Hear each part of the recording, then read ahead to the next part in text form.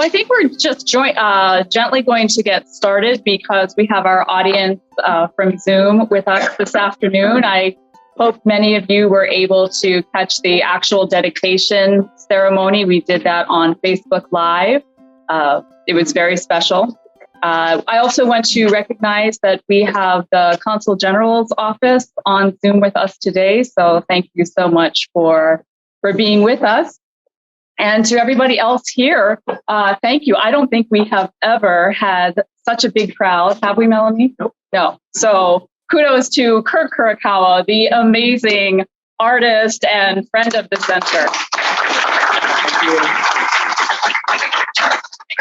you. Big mahalo to the mayor, our council members, our elected officials for being here and for sharing such beautiful remarks downstairs. You know, just to kick it off, I want to ask you, how do you feel right now? How is this? I feel good. I'm glad it's been a while. It's been a while since the mural actually finished, and to have it unveiled like this it's great. Yeah. I feel great about it. Yeah. It was nice to have Zenshin, of which your daughter is a member. Yes, absolutely. Yeah, they do a great job all the time. We do. We love Zenshin Taiko. So, you know, I know we want to definitely talk about the mural, but before we do that, why don't we just kind of talk a little bit about you and how you decided that you wanted to become an artist? You know, where did that come from? I guess I've always done art since I was a little kid. Always drawing on anything and everything. My mom was there, put me in a lot of art classes. So I did, everything, all kinds of stuff. Ceramics, painting, watercolor, all kinds of things when I was a kid. So it's always been a part of what I did. And then, sure. So it's always been something that I've done. Art has been part of my life. And then in high school, my art teacher's here, I believe, Jan Sato. So I didn't do that much art in high school. Actually, you know how high school is, right? Just kind of, you let things slide. But towards the end of high school, I started to feel that art itch again. And I decided, it's something that it's one of the things that I thought like I was good at. Other things are, but art I was always pretty good at. So I thought maybe I should look into that. And I decided to go to art school. And that's where it all kind of started. Just going to art school. I majored in illustration. You went on the mainland, right? On the mainland, San Francisco, at California College of the Arts in San Francisco and Oakland. And I did that for a little while, freelance illustration. And then you came. And then I struggled a bit. Art's tough. Art is a tough business. You need a little bit of luck. You need a little bit of talent. It's just a hard business to be in, and it takes a lot of things to fall into place to be semi-successful, I think. And that's a lot of it is your temperament as well, which I had to kind of, learn as I went. So I did that.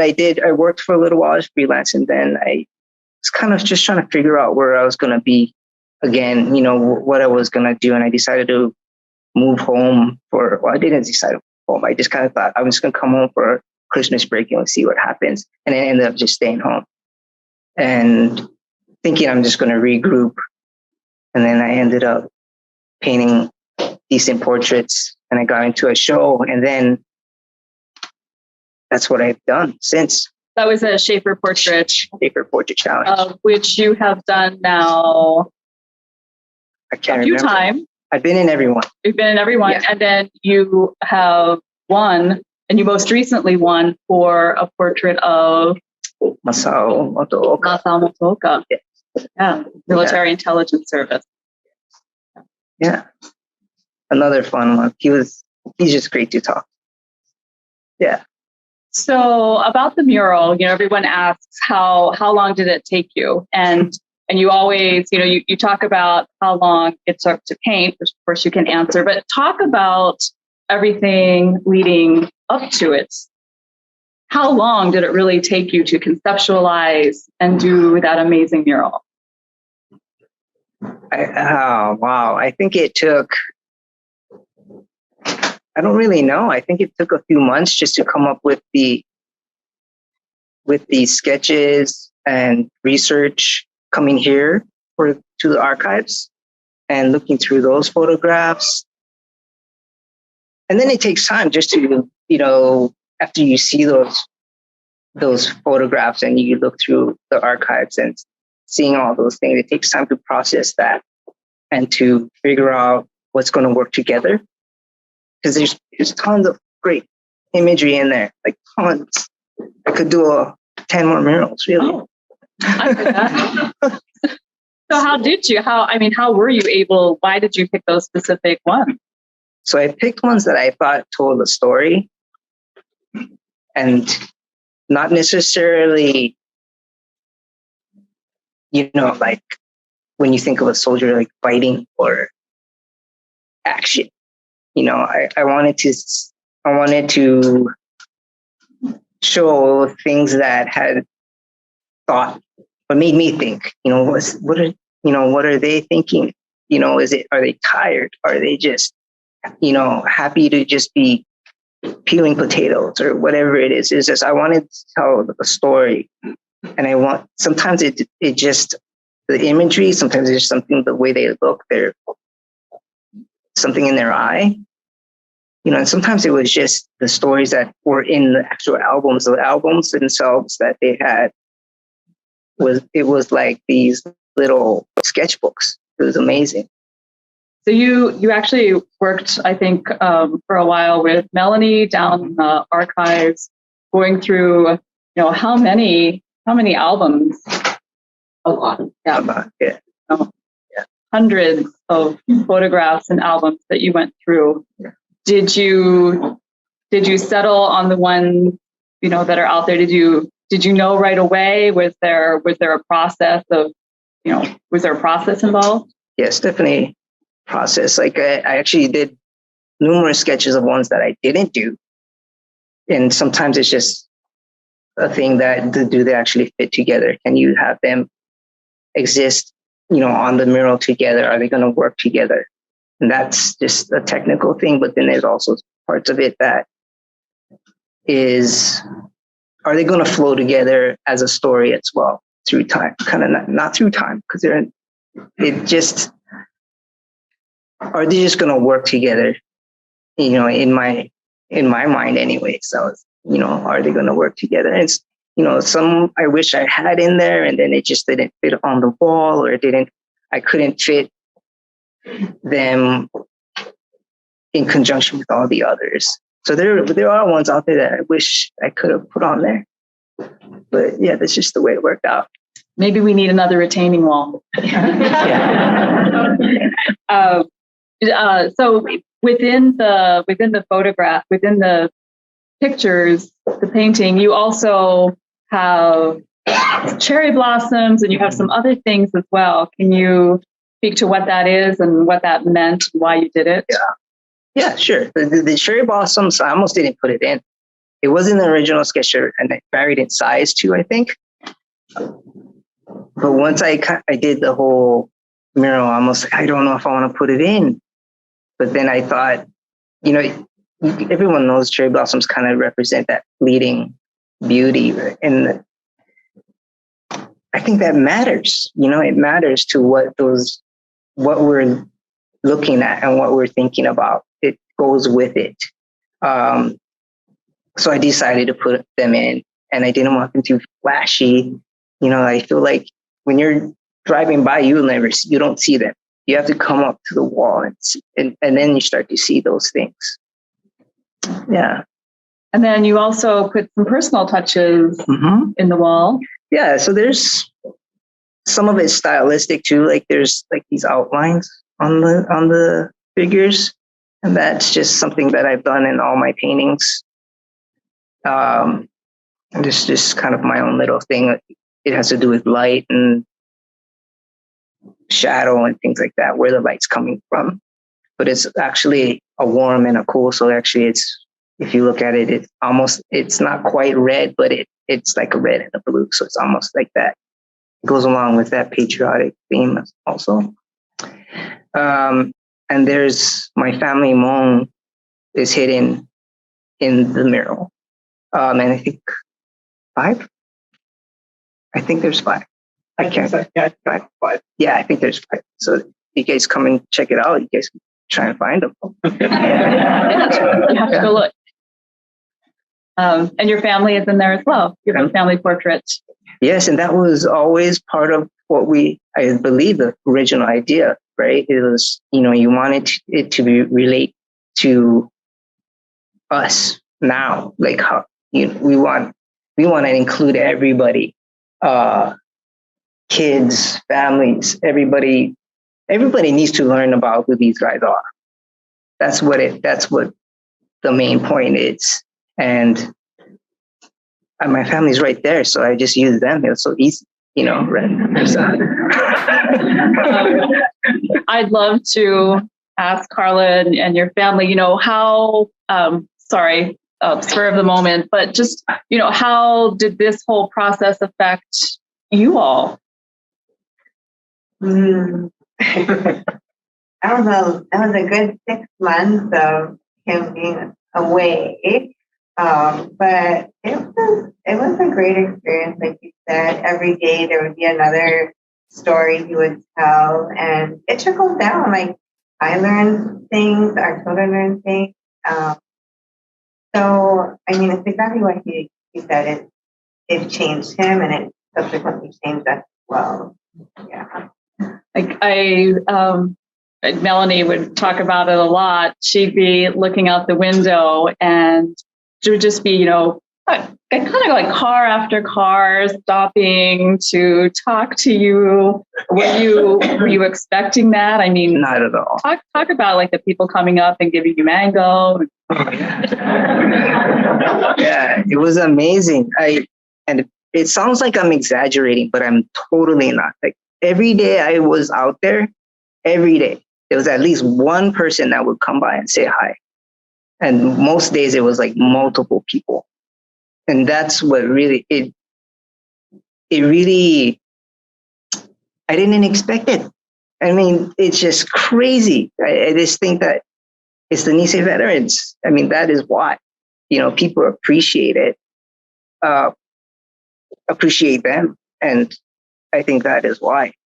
But it was amazing. Yes, every day. So there's some, I would be sitting out there painting, and then there's, cars creeping by, and it's like, well, what's this guy doing?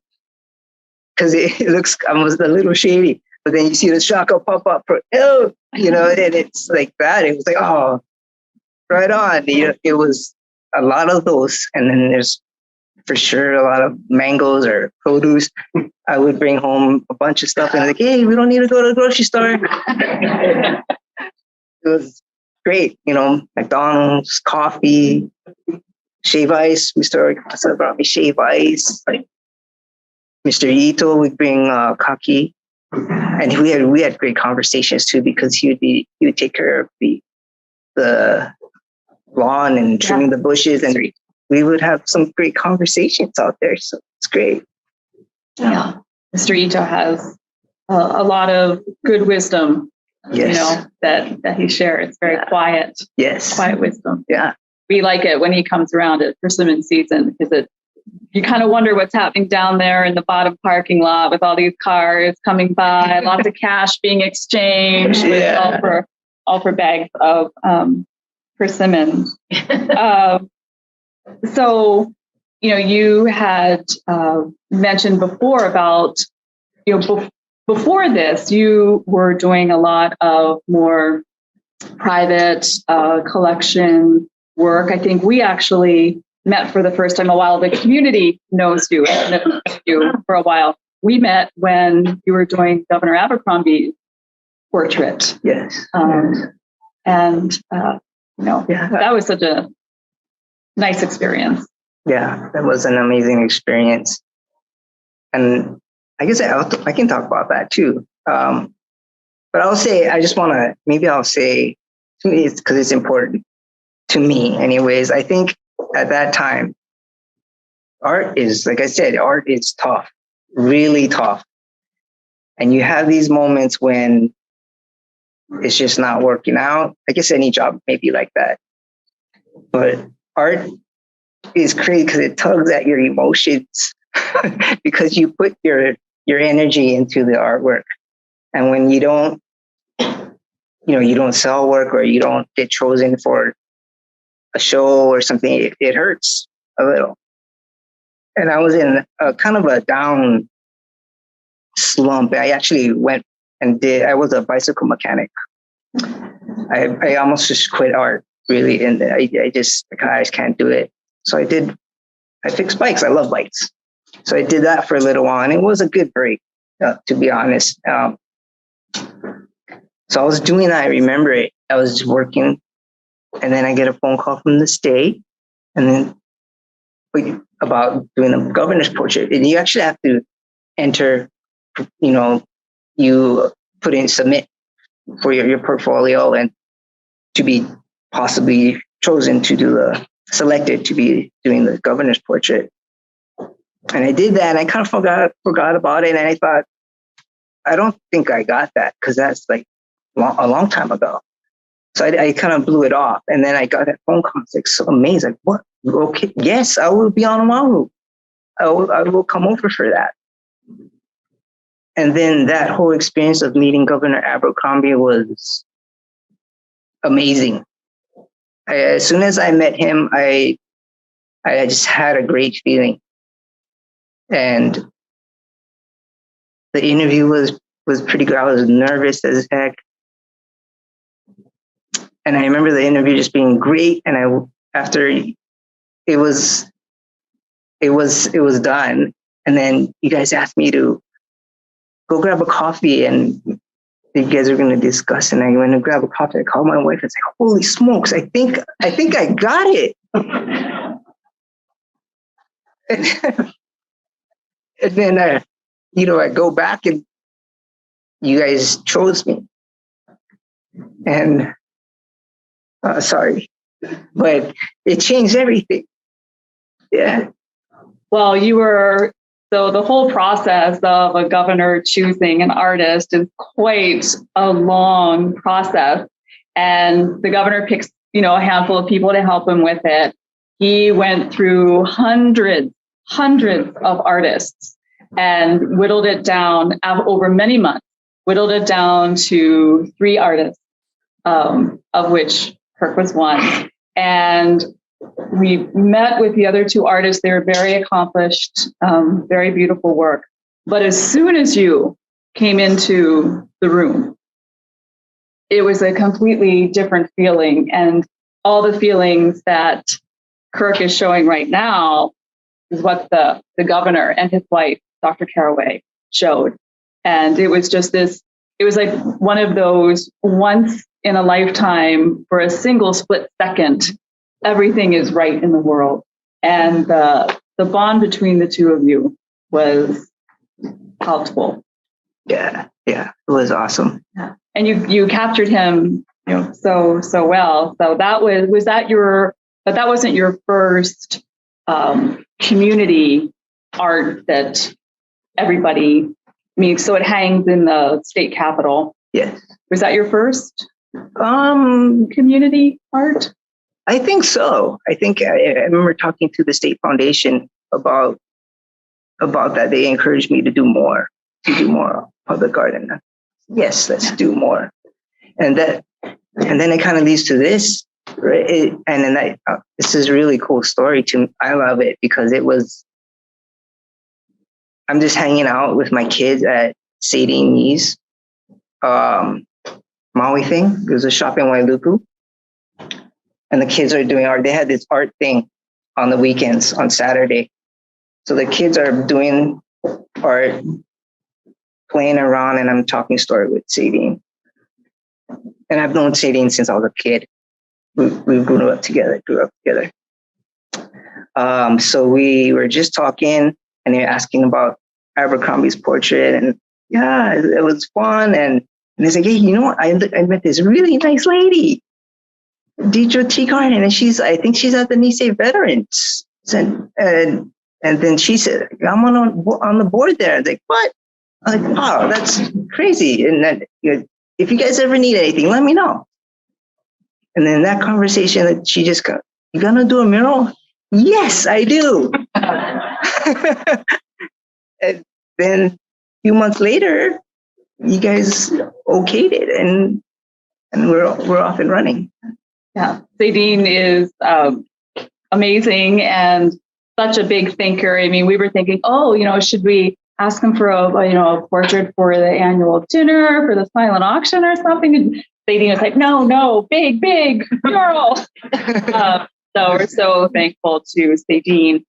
And that actually, you are currently finishing up another piece of political art, government art. Are you allowed to talk about that? I think so. I mean, it's not a total secret, I guess. Not a total secret. We can always don't tell. It's just between us. Yeah. So yeah, that's the other cool thing, doing this mural through the process. There was the state senators, I believe, had a dinner, their ending dinner here, and you guys invited me. So I came here and we were chit-chatting, and Jennifer Sabas, who is Senator Danny Noe's right-hand man, she's great. And I got introduced to her from Togni Takitani, thank you so much, who I think I've met every single one of his family members while I was painting this mural. They would be driving by every day. So anyway, so that senator's dinner, I got to meet Jennifer, and she talked about they're trying to find someone to paint Senator Danny Noe's portrait. And this is another one. I just gave her my card and I said, thank you, please give me a call. And then I go home and I tell my wife, I say, don't tell anybody, but I think it might happen. This is Governor Abercrombie. I think so. And I don't know what happened, a few months later, maybe. Jennifer flies over with Senator Danny Noe's wife, and we chit chat here. And I did, and nobody said, "Oh, you're gonna do it." You're gonna do his painting, but by the end of that conversation, it just kind of, they want me to do it, and I was like, "Oh my God!" It's crazy that how things happen, because it's just like chance, really. It's not like I go out and it wasn't a goal. I want to paint somebody in Washington, D.C. It just happened. I don't even know how to explain it. And it's just amazing that it is actually happened. And I feel like, I tell my wife, you just have to go with it. Go with the flow. Because that's how I don't know how it happens, but it happens. And I don't know how to explain it. And I just thank everybody for all of that kind of energy that happens. And I think it's just because of doing things like the Nisei Veterans Mural that lead to great things like that. But so his portrait will be the first Asian American portrait to be hung in the halls of Congress and painted by the first Asian American from Maui artist. Yeah, hopefully it'll be unveiled in this summer, hopefully. So maybe we all need to go to Washington, D.C. Yeah, let's all go. Let's do it. Support it. So congratulations and thank you. So So getting back to the mural here, the title that you chose, Quiet Dignity, Everlasting Honor. And how did you decide upon that? That took a lot of thought. I think I thought about it almost the whole way. I was almost done and I was still thinking about it. And I think it kind of came from, just kind of conversations with my wife. And also, I think I got a lot of ideas because I would listen to like a lot of podcasts about Nisei veterans, audiobooks. That's what I did when I was painting. So I was learning the whole time. And I think that's what added to it too, is those stories that they're telling in these books and in the podcast. I'm hearing stories. And I came up with that title because I feel like they're not boastful. They don't talk, they did. They did. They showed people how to be just by doing. And they did that again when they came home, the ones that did come home. They did the same thing. They led by example. They're not showy guys. They just did. And that's why it's quiet dignity. Yeah. I have some more questions, but I feel like there are people in the audience who also have questions. So I'd like to open it up to anyone to ask. We're going to go with Welty, and then we will go with Vinny. Yeah, we'll start with you. Oh, Kirk, I just have a question about all the times I go by out there in the park painting, and I was just wondering, are there challenges to painting? I mean, when I see your work at the paper and it's on canvas,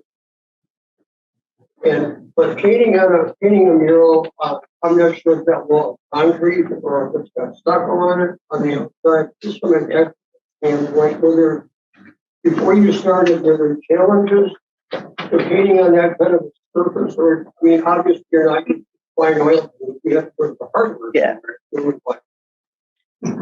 Yeah, for sure. So the question is, were there challenges in painting on concrete versus indoors on canvas? Yeah, absolutely. There's challenges and differences in the two mediums. One,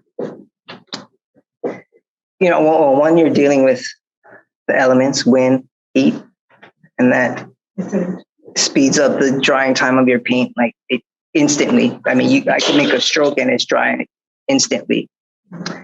And the other hard part, which added to the difficulty, is with acrylic paint, which it's what we use is acrylic paint. It's like a house paint, but it's like the highest grade house paint. So hopefully it lasts a long time. But with acrylic paint, what the problem is that it actually dries a few shades darker than when it's wet. So I would have to I'll paint someone's face or something, and then I'd come back a few minutes later and it looks totally dark, or it doesn't match the other thing that I painted after it, and I have to go repaint it again just to match it. It was a constant battle of trying to maintain that same value scale throughout. So that was really, really difficult, especially in the beginning. After a few of them, I got a good handle on it, but it's definitely a challenge. Yeah. Patty? I was just wondering if you had to go through permissions to use those images, because those are living people. They were living. Yeah, I don't. Or no need. Somehow work with that. We actually have the permission forms downstairs when we receive the photograph, so that we covered it. We can use them for anything that we see fit that relates to the Nisei Veterans Memorial. Yeah, and also the the photographs that I did use, I consciously did not paint them exactly the way they look because we wanted to represent all of the men. You know, so we're not trying to focus in on single individuals. Yeah, so I kind of I took my own liberties and kind of made them. Yeah, yeah, yours. Yeah, mine. Yeah, yeah. Thank you. Any questions over here? Oh, yeah. Your commitment to this project, were you able to maintain that through all of the things that you went through, whether it was weather or even being interrupted? While that's a beautiful story, it can also be a little frustrating if you had goals for the day. Were you able to maintain that commitment? Did it grow with you? How did it change as you went along? Yeah, it for sure grew with me. But I think, man, after that first panel, I budgeted, I think I told you guys a month, right? I should ask you that. What did you guys think? We thought it was great. I mean, I kept going and going. And I was wondering if you guys thought, like, is this guy going to even finish? I don't think we thought that. We were having fun watching it. Oh. So yeah, the commitment. I mean, once I started, I changed my view on it because when you paint a mural, you can most times I'll finish it in like a week. I have a game plan and I just stick to that. But this one was different because it's of who they are and I looked at it in the sense that it's like I'm painting a portrait rather than a mural. So I'm painting a portrait of these guys, and it takes a little bit more, a higher level of focus and commitment because you're kind of trying to say more with it. It's specific but not specific, but it just needed to be more. So that's what I did. And if it would take me a year, I would have gone a year. I mean, my wife would have been. So I would have kept going. Yeah. You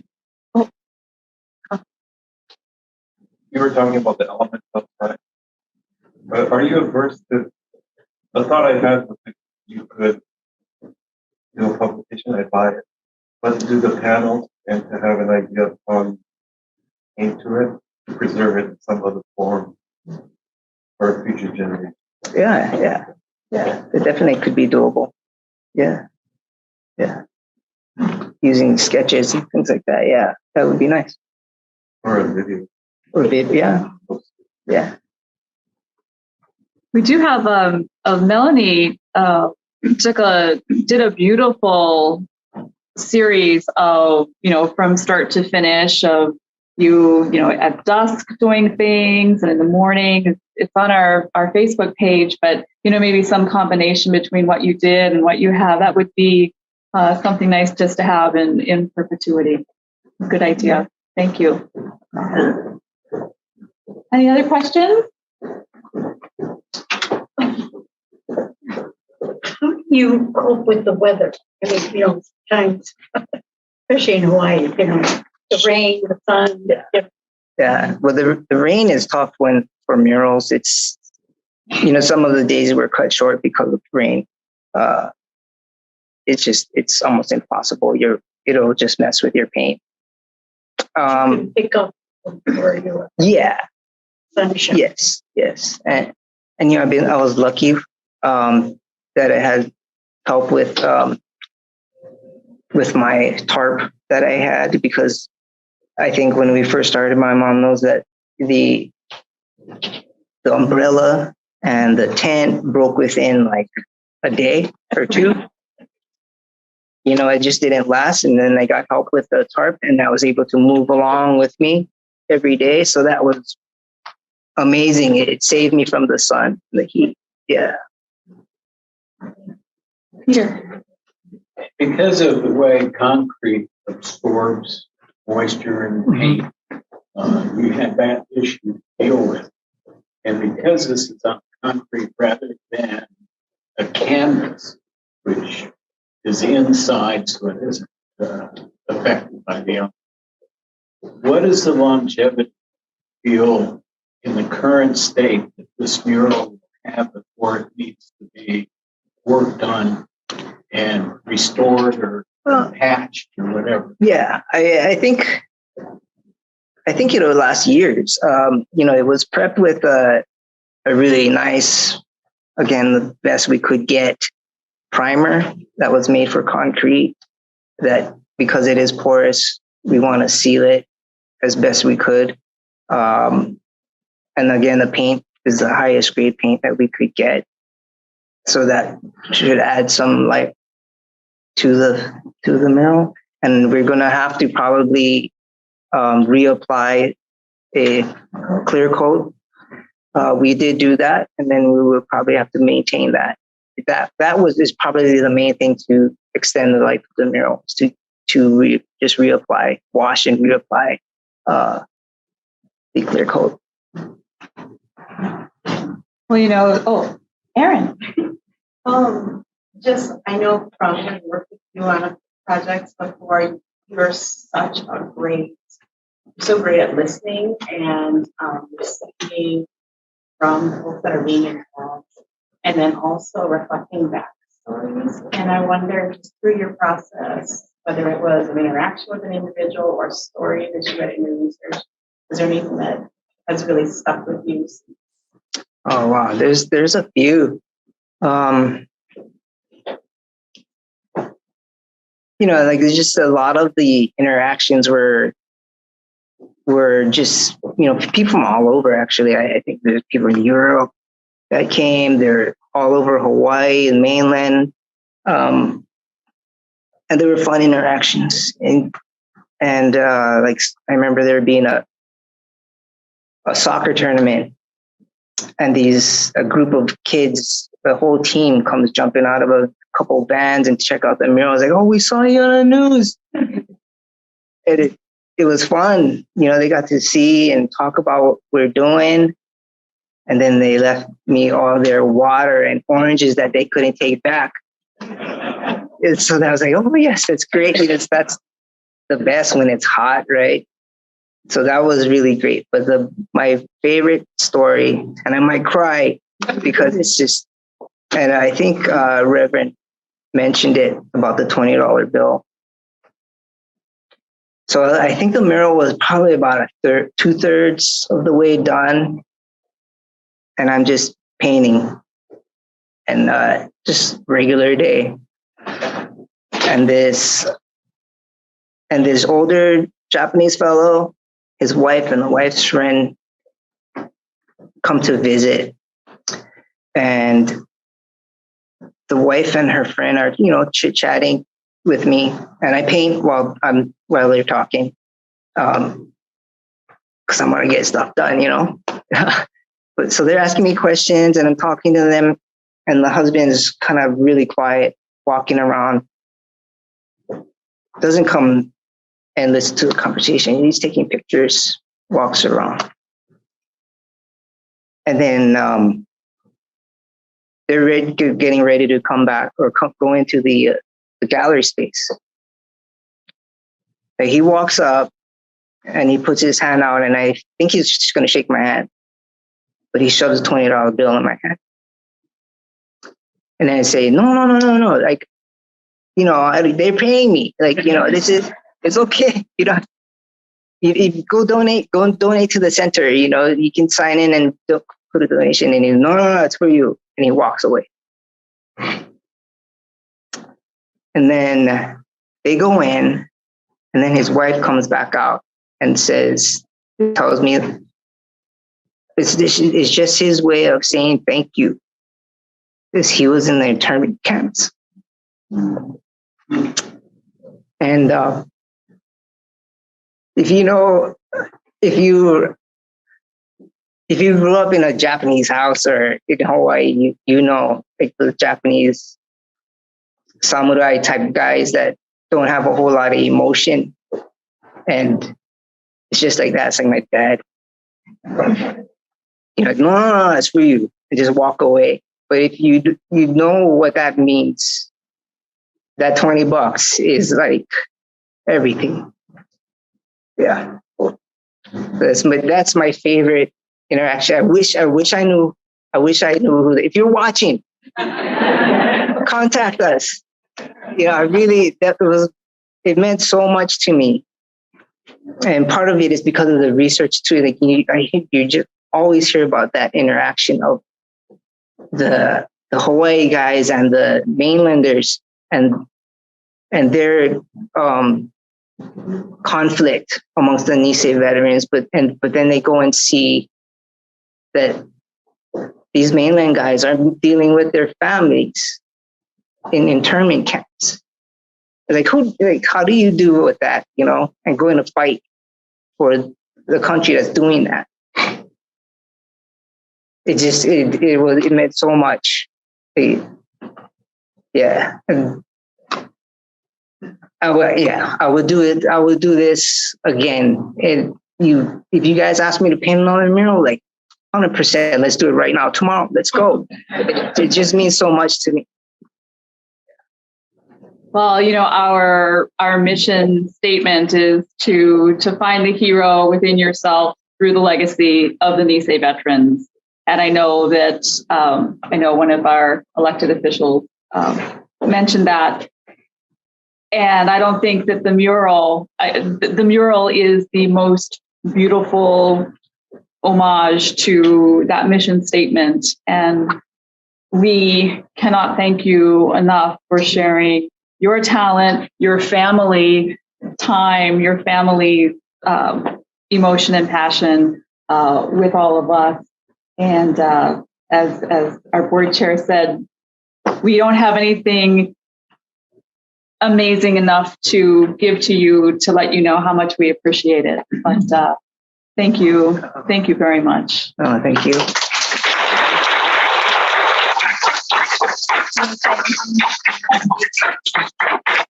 Just thank you. Last word. Yeah, and thank you for all your support. And you know, and I don't know. I tell people all the time that I have gained more from doing this mural than money can buy or anything. It wasn't even about money I get to paint Daniel, you know, like holy smokes, like that's amazing. It has been an amazing journey, and you know, can't wait to keep going and see what's next. So yeah, I really appreciate all your support. Thank you for coming. Yeah, think of the Nisei veterans, man. Our world would be a better place if we all were more like them. Thank you.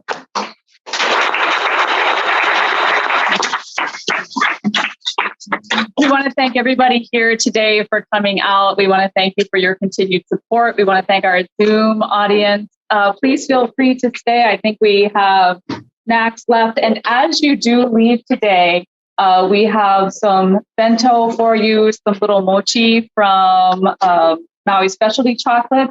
We also have a beautiful set of cards of the mural that Carla put together for us. So everybody gets a pack of cards, and then there's some other little goodies as well. So don't forget to stop by the table out there. For those of us who are watching, can't get you the bentos or the mochi, we'll eat your share, but we'll definitely get you some cards. So again, thank you, everybody. Thank you very, very much. Hope to see you again. Thank you.